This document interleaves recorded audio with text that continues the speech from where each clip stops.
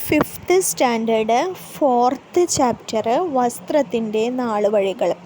ഈ ചാപ്റ്റർ തുടങ്ങുന്ന പേജിൽ തന്നെ ഒരു ആട്, ആമ, തത്ത, അതുപോലെ ഒരു കുട്ടി ഉറങ്ങുന്ന ഫോട്ടോ ഒക്കെ കൊടുത്തിട്ടുണ്ട്.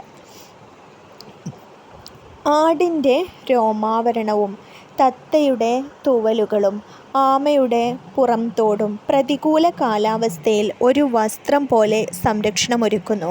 എന്നാൽ മനുഷ്യർ ഇത്തരം സാഹചര്യങ്ങളെ എങ്ങനെയാണ് നേരിട്ടതെന്ന് ചിന്തിക്കുന്നുണ്ടോ എന്ന് ചോദിക്കുന്നുണ്ട്. മനുഷ്യർക്ക് ആവശ്യമായ വസ്ത്രങ്ങൾ പ്രകൃതിയിൽ നിന്നുള്ള വിഭവങ്ങൾ കൊണ്ടുതന്നെ രൂപപ്പെടുത്തേണ്ടി വന്നു. വസ്ത്രങ്ങൾ നമുക്ക് പ്രയോജനകരമാവുന്നത് തണുപ്പിൽ നിന്ന് സംരക്ഷണം നൽകുന്നു, ചൂടിൽ നിന്ന് സംരക്ഷണം നൽകുന്നു, ശരീരത്തിലെ ചൂടിനെ നിലനിർത്തുന്നു, പ്രാണികളിൽ നിന്ന് സംരക്ഷണം നൽകുന്നു. നമ്മൾ ഉപയോഗിക്കുന്ന വസ്ത്രത്തിന് ദീർഘകാലത്തെ ചരിത്രമുണ്ട്. ഇന്ന് ഉപയോഗിക്കുന്ന വൈവിധ്യമാർന്ന വസ്ത്രങ്ങളുടെ രൂപകൽപ്പനയിലേക്ക് നമ്മൾ എത്തിച്ചേർന്നത് എങ്ങനെയെന്ന് നോക്കാം. ആദിമ മനുഷ്യർ മരവുരിയൊക്കെയാണ് വസ്ത്രമായിട്ട് ഉപയോഗിച്ചിരുന്നത്. വേട്ടയാടി ജീവിച്ചിരുന്ന കാലത്ത് സ്വന്തം ചുറ്റുപാടുകളിൽ നിന്ന് ലഭിച്ച വസ്തുക്കളായിരുന്നു മനുഷ്യർ വസ്ത്രമാക്കി ഉപയോഗിച്ചിരുന്നത്. പുല്ല്, ഇല, മരത്തോല് അഥവാ മരവുരി, മൃഗങ്ങളുടെ തോല് എന്നിവ ഉപയോഗിച്ച് വസ്ത്രങ്ങളുണ്ടാക്കി. മൃഗങ്ങളുടെ കൊമ്പ്, എല്ല് എന്നിവ സൂചികളാക്കി വസ്ത്രനിർമ്മാണത്തിനുള്ള ഉപകരണങ്ങളാക്കി. മിനുസപ്പെടുത്തിയ കല്ലുകളെ ആയുധങ്ങളാക്കി ഉപയോഗിച്ചിരുന്ന കാലഘട്ടത്തിൽ വസ്ത്രങ്ങൾ തുന്നുന്നതിന് കൽസൂചി സഹായിച്ചു. മൃഗങ്ങളുടെ തോല്, രോമം എന്നിവ വൃത്തിയാക്കിയും മയപ്പെടുത്തിയും അവർ വസ്ത്രമാക്കിയിരുന്നു. ഇനി നെയ്ത്തുവിദ്യയിലേക്ക്. സിന്ധു നദീതടത്തിലെ വസ്ത്രം. ഇന്ത്യയുടെ വടക്കു പടിഞ്ഞാറ് ഭാഗത്ത് നിലനിന്നിരുന്ന പ്രാചീന നദീതട സംസ്കാരമാണ് സിന്ധു നദീതട സംസ്കാരം. സിന്ധു ജനത പരുത്തിയും കമ്പിളി വസ്ത്രങ്ങളും നിർമ്മിച്ചിരുന്നതായി ലഭ്യമായ തെളിവുകളുടെ അടിസ്ഥാനത്തിൽ അനുമാനിക്കാവുന്നതാണ്. അവിടെ നിന്ന് ലഭിച്ച കുപ്പായമണിഞ്ഞ പ്രതിമകൾ അവിടുത്തെ ജനതയുടെ വസ്ത്രധാരണ രീതിയെ പ്രതിഫലിപ്പിക്കുന്നു. പരുത്തി ഇവിടെ നിന്ന് മറ്റു ദേശങ്ങളിലേക്ക് കൊണ്ടുപോയിരുന്നതായി കരുതുന്നു. കാലക്രമേണ തുണി നെയ്തെടുക്കുന്ന വിദ്യ കൂടുതൽ വികാസം പ്രാപിച്ചു. ആദ്യകാലത്ത് പരുത്തിയിൽ നിന്നും ചണത്തിൽ നിന്നും നിർമ്മിച്ച നൂലുപയോഗിച്ച് കൈകൾ കൊണ്ട് മാത്രമാണ് തുണി നിർമ്മിച്ചിരുന്നത്. മൃഗങ്ങളുടെ തോലിനേക്കാൾ മെച്ചപ്പെട്ടതാണ് നൂല് കൊണ്ട് നെയ്തെടുത്ത തുണികൾ എന്ന തിരിച്ചറിവ് നെയ്ത്തുവസ്ത്രങ്ങളുടെ വ്യാപനത്തിന് ഇടയാക്കി. മരം കൊണ്ട് നിർമ്മിച്ച തറികൾ ഉപയോഗിച്ച് തുണി നിർമ്മിക്കുന്ന രീതി പിന്നീട് വികാസം പ്രാപിച്ചു. മനുഷ്യരുടെ വസ്ത്രാവശ്യം വർദ്ധിച്ചത് നെയ്ത്ത് ഉപകരണങ്ങളുടെ കണ്ടുപിടുത്തത്തിന് വഴിതെളിച്ചു. ഇത് നെയ്ത്ത് വേഗത്തിലാക്കാൻ സഹായിച്ചു. നൂല് ഉപയോഗിച്ച് കൈത്തറിയിൽ നെയ്യുന്ന തുണികളാണ് കൈത്തറിത്തുണികൾ. കൈത്തറിയുടെ കണ്ടുപിടുത്തം വസ്ത്രനിർമ്മാണ രംഗത്ത് മുന്നേറ്റമുണ്ടാക്കി. നീലം ചെടിയിൽ നിന്നുണ്ടാക്കിയ ചായം കൊണ്ട് വസ്ത്രങ്ങൾക്ക് നിറം നൽകി. കാലക്രമേണ തുണി നെയ്യുന്ന വിദ്യ കൂടുതൽ പ്രചാരത്തിലായി. പരുത്തി. ലോകവ്യാപകമായി വസ്ത്രങ്ങളുണ്ടാക്കാൻ ഉപയോഗിക്കുന്ന വസ്തുവാണ് പരുത്തി. പരുത്തിച്ചെടിയിൽ നിന്ന് ലഭിക്കുന്ന പഞ്ഞി നൂലാക്കിയാണ് വസ്ത്രനിർമ്മാണത്തിന് ഉപയോഗിക്കുന്നത്. പ്രാചീന കാലം മുതൽ ഇന്ത്യയിൽ പരുത്തി കൃഷി ചെയ്തിരുന്നു. ചണം. ചണച്ചെടിയിൽ നിന്നാണ് ചണം ഉൽപ്പാദിപ്പിക്കുന്നത്. ഒരു പ്രകൃതിദത്ത നാരാണ് ചണം. ലോകത്ത് ചണം കൃഷിയുടെ ഭൂരിഭാഗവും ഇന്ത്യയിലെ ഫലഭൂയിഷ്ഠമായ ഗംഗാതീരത്താണ്. വിദേശികൾ തുണി വ്യവസായത്തിനായി ഇന്ത്യയിൽ നിന്ന് ധാരാളം ചണം കൊണ്ടുപോയിരുന്നു. നീലം ചെടി. ആദ്യകാലങ്ങളിൽ വസ്ത്രങ്ങൾക്ക് നിറം കൊടുക്കാൻ നീലം ചെടിയിൽ നിന്നുണ്ടാക്കുന്ന ചായം ഉപയോഗിച്ചിരുന്നു. പിന്നീട് നീലത്തിൽ വിവിധ കൂട്ടുകൾ ചേർത്താണ് വ്യത്യസ്തങ്ങളായ നിറങ്ങൾ ഉണ്ടാക്കിയിരുന്നത്. നമ്മുടെ നാട്ടിൽ നിരവധി കൈത്തറി കേന്ദ്രങ്ങളുണ്ട്. കണ്ണൂർ, തിരുവനന്തപുരം ജില്ലയിലെ ബാലരാമപുരം, തൃശ്ശൂർ ജില്ലയിലെ കുത്താമ്പുള്ളി എന്നിവ പ്രധാന കൈത്തറി കേന്ദ്രങ്ങളാണ്. കണ്ണൂരുണ്ട്, തിരുവനന്തപുരം ജില്ലയിലെ ബാലരാമപുരം, തൃശ്ശൂർ ജില്ലയിലെ കുത്താമ്പുള്ളി ഒക്കെ പ്രധാന കൈത്തറി കേന്ദ്രങ്ങളാണ്. ഇനി സ്പിന്നിങ് ജെന്നി. ശാസ്ത്ര പുരോഗതി വസ്ത്രനിർമ്മാണ രംഗത്ത് പുതിയ യന്ത്രങ്ങളുടെ കണ്ടുപിടുത്തത്തിന് കാരണമായി. സ്പിന്നിങ് ജെന്നി അത്തരത്തിൽ ഒന്നാണ്. ജെയിംസ് ഹാർഗ്രീവ്സ് ആണ് സ്പിന്നിങ് ജെന്നി കണ്ടുപിടിച്ചത്. കൈകൊണ്ടുള്ള നൂലുൽപാദനം അക്കാലത്തെ വസ്ത്രവ്യവസായ ആവശ്യത്തിന് തികയുമായിരുന്നില്ല. സ്പിന്നിങ് ജെന്നിയുടെ കണ്ടുപിടുത്തം നൂൽ ഉൽപാദനം വേഗത്തിലാക്കി. സ്പിന്നിങ് ജെന്നി കണ്ടുപിടിച്ചത് ജെയിംസ് ഹാർഗ്രീവ്സ്. ജനസംഖ്യയിലെ വർധനവ് വസ്ത്രത്തിൻ്റെ ആവശ്യം വർദ്ധിപ്പിച്ചു. പുതിയ യന്ത്രങ്ങൾ നെയ്ത്തുവിദ്യയുടെ ഭാഗമായി. അവ മനുഷ്യപ്രയത്നം കുറച്ചു. കൈത്തറിയുടെ സ്ഥാനത്ത് യന്ത്രത്തറി വന്നു. യന്ത്രത്തറി. എഡ്മണ്ട് കാർട്ട്റൈറ്റ് ആണ് യന്ത്രത്തറി കണ്ടുപിടിച്ചത്. വൈദ്യുതിയുടെയോ മറ്റേതെങ്കിലും ഊർജ സ്രോതസ്സിൻ്റെയോ സഹായത്താലാണ് യന്ത്രത്തറി പ്രവർത്തിപ്പിക്കുന്നത്. കൈത്തറിയേക്കാൾ വളരെ വേഗത്തിൽ കൂടുതൽ തുണി ഉൽപ്പാദിപ്പിക്കാൻ യന്ത്രത്തറിക്ക് കഴിയും. എഡ്മണ്ട് കാർട്ട്റൈറ്റ് ആണ് യന്ത്രത്തറി കണ്ടുപിടിച്ചത്. യന്ത്രവൽക്കരണത്തിൻ്റെ ഫലമായി കൂടുതലായി ഉൽപ്പാദിപ്പിച്ച തുണികൾ വിറ്റഴിക്കാൻ കമ്പോളങ്ങൾ തേടി യൂറോപ്യർ ലോകത്തിൻ്റെ വിവിധ ഭാഗങ്ങളിലേക്ക് സഞ്ചരിച്ചു. കൂട്ടത്തിൽ അവർ ഇന്ത്യയിലും എത്തി. തുണി വ്യവസായത്തിന് ആവശ്യമായ അസംസ്കൃത വസ്തുക്കൾ ഇന്ത്യയിൽ നിന്ന് അവർ യൂറോപ്പിലേക്ക് കൊണ്ടുപോയി. യന്ത്രങ്ങളുടെ സഹായത്തോടെ അവിടെ ഉൽപ്പാദിച്ച തുണികൾ ഇന്ത്യയിൽ വിറ്റഴിക്കുകയും ചെയ്തു.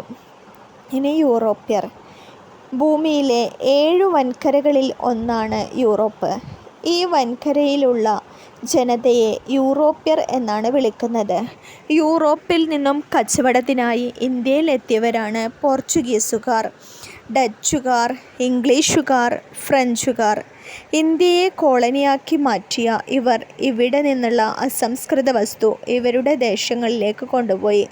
ഇക്കൂട്ടത്തിൽ ഏറ്റവും കൂടുതൽ കാലം ഇന്ത്യയെ കോളനിയാക്കി വച്ചിരുന്നത് ഇംഗ്ലീഷുകാരാണ്. സമൂഹത്തിൽ വന്ന മാറ്റങ്ങളും വസ്ത്രനിർമ്മാണത്തെ കാര്യമായി സ്വാധീനിച്ചു. വസ്ത്രങ്ങളുടെ ആവശ്യകതയിലുണ്ടായ വർധനവ് കൂടുതൽ നവീനമായ നെയ്ത്തുയന്ത്രങ്ങളുടെ വികാസത്തിന് വഴിതെളിച്ചു. യന്ത്രങ്ങളുടെ സഹായത്തോടെ ഉൽപ്പാദനം വർദ്ധിച്ചു. ഗുണമേന്മയുള്ളതും വൈവിധ്യമാർന്നതുമായ വസ്ത്രം കൂടുതൽ ജനങ്ങളിലേക്കെത്തി. വസ്ത്രങ്ങൾക്ക് നിറം നൽകാൻ ചായങ്ങൾ ഉപയോഗിച്ചു. യന്ത്രങ്ങളുടെ ഉപയോഗം വസ്ത്രനിർമ്മാണത്തിൽ വരുത്തിയ മാറ്റം വസ്ത്ര ഉൽപ്പാദനത്തിൽ വർധനവുണ്ടായി. മനുഷ്യരുടെ അധ്വാനഭാരം കുറഞ്ഞു. യന്ത്രങ്ങൾ വന്നപ്പോൾ വൈവിധ്യമുള്ള വസ്ത്രങ്ങൾ യന്ത്രങ്ങൾ ഉപയോഗിച്ച് ഉണ്ടാക്കാൻ കഴിഞ്ഞു. ഗുണമേന്മയുള്ള വസ്ത്രങ്ങൾ ഉണ്ടാക്കാൻ കഴിഞ്ഞു. വസ്ത്രങ്ങൾ കൂടുതൽ വ്യാപിച്ചു. വസ്ത്രനിർമ്മാണത്തിന് പ്രകൃതിദത്ത നാരുകളും കൃത്രിമ നാരുകളും ഉപയോഗിക്കുന്നു. ജന്തുക്കളിൽ നിന്നും സസ്യങ്ങളിൽ നിന്നുമാണ് പ്രകൃതിദത്ത നാരുകൾ ഉൽപ്പാദിപ്പിക്കുന്നത്. കൃത്രിമ നാരുകളുടെ കണ്ടുപിടുത്തം വ്യത്യസ്ത ഘടനയും ഗുണമേന്മയുമുള്ള തുണിത്തരങ്ങളുടെ നിർമ്മാണത്തിലേക്ക് വഴിതെളിച്ചു. പോളിസ്റ്റർ, നൈലോൺ തുടങ്ങിയ കൃത്രിമ നാരുകളുടെ ഉപയോഗം കൂടുതൽ ഈട് നിൽക്കുന്നതും ചെലവ് കുറഞ്ഞതുമായ വസ്ത്രനിർമ്മാണത്തിന് സഹായിച്ചു. പോളിസ്റ്റർ, നൈലോൺ തുടങ്ങിയ കൃത്രിമ നാരുകളുടെ ഉപയോഗം കൂടുതൽ ഈട് നിൽക്കുന്ന ചെലവ് കുറഞ്ഞ വസ്ത്രനിർമ്മാണത്തിന് സഹായിച്ചു. വസ്ത്രനിർമ്മാണത്തിന് ഉപയോഗിക്കുന്ന നാരുകളെ പ്രകൃതിദത്ത നാരുകൾ, കൃത്രിമ നാരുകൾ എന്നിങ്ങനെ രണ്ടാക്കി. പ്രകൃതിദത്ത നാരുകൾ ജന്തുക്കളിൽ നിന്നും സസ്യങ്ങളിൽ നിന്നുമാണ് ലഭിക്കുന്നത്. ജന്തുക്കളിൽ നിന്ന് ലഭിക്കുന്നതിന് ഉദാഹരണമാണ് ചെമ്മരിയാടിൽ നിന്ന് കമ്പിളി നാര്, പട്ടുനൂൽ പുഴുവിൽ നിന്ന് പട്ടിൻ്റെ നാര്. സസ്യങ്ങളിൽ നിന്ന് ലഭിക്കുന്നതിന് ഉദാഹരണമാണ് പരുത്തി, ചണം ചെടികളിൽ നിന്ന് യഥാക്രമം പരുത്തിനാരും ചണനാരും. പരുത്തി, ചണം ചെടികളിൽ നിന്ന് പരുത്തിനാര്, ചണനാര്. ഇനി കൃത്രിമ നാരുകൾ. പെട്രോളിയം പോലുള്ള രാസവസ്തുക്കളിൽ നിന്നാണ് കൃത്രിമ നാര് ഉൽപ്പാദിപ്പിക്കുന്നത്. പ്രകൃതിദത്ത നാരുകളേക്കാൾ കൃത്രിമ നാരുപയോഗിച്ച തുണിത്തരങ്ങൾ ഉൽപ്പാദിപ്പിക്കുന്നതിന് പൊതുവെ ചെലവ് കുറവാണ്. പെട്ടെന്ന് ചുളിവുണ്ടാവില്ല എന്ന മേന്മയും കൃത്രിമ നാരുകൾ കൊണ്ട് ഉപയോഗിക്കുന്ന വസ്ത്രങ്ങൾക്കുണ്ട്. കൃത്രിമ നാരിന് ഉദാഹരണമാണ് polyester, nylon, rayon. Polyester, nylon, rayon. വസ്ത്രങ്ങളിലെ വൈവിധ്യം. വ്യത്യസ്ത കാലാവസ്ഥയിൽ അതിനനുയോജ്യമായ വസ്ത്രങ്ങളാണ് നാം ധരിക്കുന്നത്. കാലാവസ്ഥയുടെ മാറ്റത്തിനനുസരിച്ച് മാത്രമല്ല നമ്മുടെ വസ്ത്രത്തിൽ വ്യത്യാസങ്ങളുണ്ടായത്. കാലാവസ്ഥ, ആചാരം, അധികാരസ്ഥാനം, തൊഴിൽ, പ്രാദേശിക വ്യത്യാസം ഇവയെല്ലാം വസ്ത്രധാരണത്തെ സ്വാധീനിക്കുന്നു. വസ്ത്രം മാത്രമല്ല, വസ്ത്രത്തോടൊപ്പം ധരിക്കുന്ന ആഭരണം, തൊപ്പി, പാദരക്ഷ എന്നിവയിലെല്ലാം വൈവിധ്യം കാണാൻ കഴിയും. ഇന്ന് വസ്ത്രത്തിലും വസ്ത്രധാരണ രീതിയിലും വളരെയേറെ വൈവിധ്യങ്ങളും സമാനതകളും നമുക്ക് കാണാം. കാലാവസ്ഥ, യാത്ര ചെയ്യുന്നതിനുള്ള സൗകര്യം എന്നിവ പരിഗണിച്ച് അനുയോജ്യമായ വസ്ത്രം തിരഞ്ഞെടുക്കുന്നവരാണ് നമ്മളിൽ അധികവും. വസ്ത്രവൈവിധ്യം പ്രകടമായി കാണാൻ കഴിയുന്ന മറ്റൊരു മേഖല കലാരംഗമാണ്. വർണ്ണവൈവിധ്യമുള്ള വസ്ത്രങ്ങൾ ഉൾക്കൊള്ളുന്ന കലാരൂപങ്ങൾ കാണാൻ നമുക്ക് ഏറെ ഇഷ്ടമാണ്. ഇനി വസ്ത്രധാരണത്തിലെ വിവേചനങ്ങൾ. തെക്കൻ കേരളത്തിലെ താഴ്ന്ന ജാതിക്കാർ എന്ന് പറയപ്പെട്ടിരുന്ന വിഭാഗങ്ങളിലെ സ്ത്രീകൾക്ക് മേൽവസ്ത്രം ധരിക്കാനുള്ള അവകാശം അനുവദിച്ച് 1859 അന്നത്തെ തിരുവിതാംകൂർ രാജാവായ ഉത്രം തിരുനാൾ മാർത്താണ്ഡവർമ്മ പുറപ്പെടുവിച്ച ഒരു വിളംബരത്തിൻ്റെ ഫോട്ടോ കൊടുത്തിട്ടുണ്ട്. അന്ന് നിലനിന്നിരുന്ന ജാതി വ്യവസ്ഥ ചില വിഭാഗം ജനങ്ങളെ ഇഷ്ടപ്പെട്ട വസ്ത്രങ്ങൾ ധരിക്കുന്നതിൽ നിന്ന് തടഞ്ഞിരുന്നു എന്നാണ് ഈ വിളംബരം നമ്മോട് പറയുന്നത്. തിരുവിതാംകൂർ തെക്കൻ കേരളത്തിലെ ഭൂരിഭാഗം പ്രദേശങ്ങളും മധ്യ കേരളത്തിലെ ചെറിയൊരു ഭാഗവും ഇന്ന് തമിഴ്നാടിൻ്റെ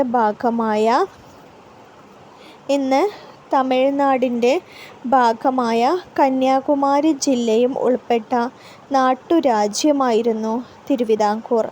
18-ാം നൂറ്റാണ്ടിൻ്റെ പകുതിയോടെ അനിഴം തിരുനാൾ മാർത്താണ്ഡവർമ്മയുടെ കാലത്താണ് തിരുവിതാംകൂർ നാട്ടുരാജ്യം വിസ്തൃതി പ്രാപിച്ചത്.